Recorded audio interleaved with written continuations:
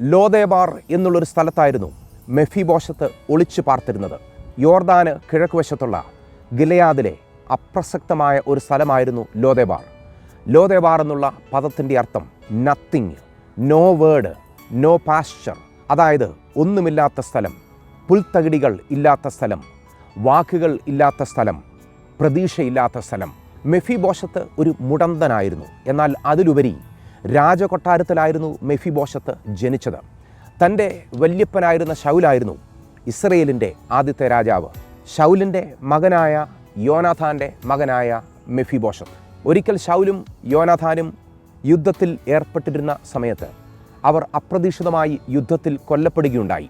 ശത്രുക്കൾ വന്ന് മെഫിബോശത്തിനെയും കൊല്ലും എന്നുള്ള ഭയത്താൽ മെഫിബോശത്തിൻ്റെ രാജകൊട്ടാരത്തിലെ നേഴ്സ് മെഫിബോശത്തുമായി ഓടിപ്പോകുന്ന സമയത്ത് മെഫിബോശത്ത് ആ നേഴ്സിൻ്റെ കരങ്ങളിൽ നിന്ന് താഴേക്ക് നിലം പതിച്ച് തൻ്റെ കാലുകൾ ഒടിഞ്ഞു.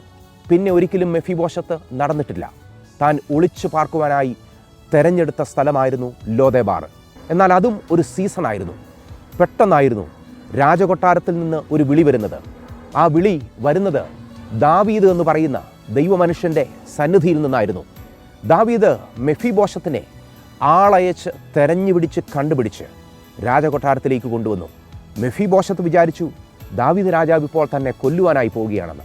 എന്നാൽ ദാവീദ് രാജാവ് മെഫിബോശത്തിനോട് ഇങ്ങനെയാണ് പറഞ്ഞത്: നീ ഇന്നു മുതൽ ഭക്ഷിക്കുവാൻ പോകുന്നത് എൻ്റെ രാജകൊട്ടാരത്തിലെ മേശയിൽ എന്നോടൊപ്പം ആയിരിക്കും. അതുമാത്രമല്ല, നിൻ്റെ വല്യപ്പനായ ശൗൽ രാജാവ് നഷ്ടപ്പെടുത്തിയ അദ്ദേഹത്തിൻ്റെ കരങ്ങളിലുണ്ടായിരുന്ന സകല സ്വത്തുക്കളും ഞാൻ നിനക്ക് നൽകുവാനായി പോവുകയാണ്. മെഫിബോശത്ത് കൃതജ്ഞതയോടുകൂടെ കരഞ്ഞുകൊണ്ട് ദാവീദിനോട് ഇങ്ങനെയാണ് പറഞ്ഞത്: ഒരു ചത്ത നായെപ്പോലെ ഇരിക്കുന്ന എന്നോട് ഇത്രയും കരുണ തോന്നുവാൻ അങ്ങേക്ക് എങ്ങനെ സാധ്യമായി? എന്നെ കേൾക്കുന്ന നിങ്ങളുടെ ആരുടെയെങ്കിലും ജീവിതം അപ്രസക്തമായ ഒരു ജീവിതമായി നിങ്ങൾക്ക് തോന്നുന്നുവെങ്കിൽ, ഒരു ചത്ത നായുടെ മാത്രം ഇമ്പോർട്ടൻസ് ഉള്ള ഒരു ജീവിതമായി പോലും നിങ്ങൾക്ക് തോന്നുന്നുവെങ്കിൽ ഭയപ്പെടരുത്. അത് നിങ്ങളുടെ ജീവിതത്തിൻ്റെ അവസാനമല്ല. ഇതൊരു സീസണാണ്. ഇതിനപ്പുറം രാജകീയമായ ഒരു പദവി നിങ്ങൾക്ക് വേണ്ടി കാത്തിരിപ്പുണ്ട്. അത് നൽകുന്നത് ദൈവമാണ്.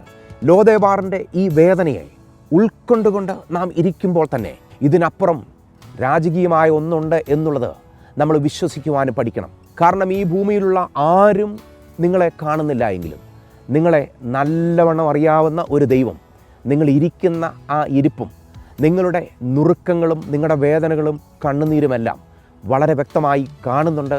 ആ ദൈവം നിങ്ങളുടെ ലോദേബാറിനെ രാജകൊട്ടാരമാക്കി തീർക്കുക തന്നെ ചെയ്യും.